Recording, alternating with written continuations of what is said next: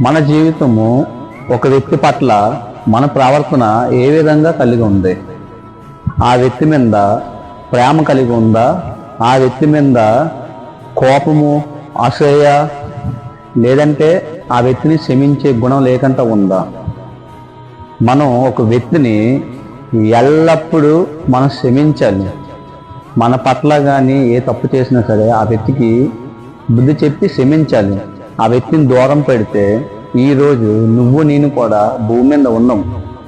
దేవుడు ప్రతి మానవుల కొరకు మనం ఎంత పాపం చేసినా సరే దేవుడు మన పట్ల క్షమిస్తున్నారు.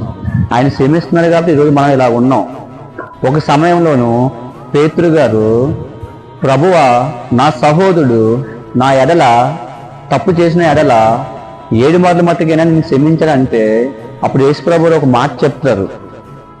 7 మార్లు మట్టుకే కాదు కానీ 77 మార్లు మట్టుకు క్షమించాలని చెప్తారు దేవుడు. అంటే ఏం చెప్పారు దేవుడు? మన సంపూర్ణంగా మనం చనిపోయిన దాకా కూడా మన ఆ వ్యక్తిని మనం క్షమించాలి. ఈరోజు నువ్వు క్షమిస్తే కదా, ఆ వ్యక్తితో నువ్వు సావాసం చేస్తే కదా ఆ వ్యక్తికి దేవుడు ఒక మాటలు చెప్పగలవు, సావాసం చేసి దేవుడిలోకి తీసుకొని రాగలవు.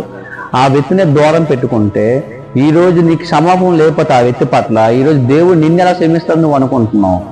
మనం ఒక్క వ్యక్తిని క్షమిస్తేనే దేవుడు కూడా మనం క్షమిస్తారు. దేవుడు మనం క్షమిస్తేనే మన భూమి మీద జీవితం బాగుంటుంది. ఆ వ్యక్తిని క్షమించిన ఎడల మన జీవితం కూడా బాగోదు. అందుకే ఎల్లప్పుడూ ఒక వ్యక్తిని ప్రేమించాలి. ఒక సహోదరుడుగా కానీ ఒక సోదరి కానీ మనం క్షమించాలి.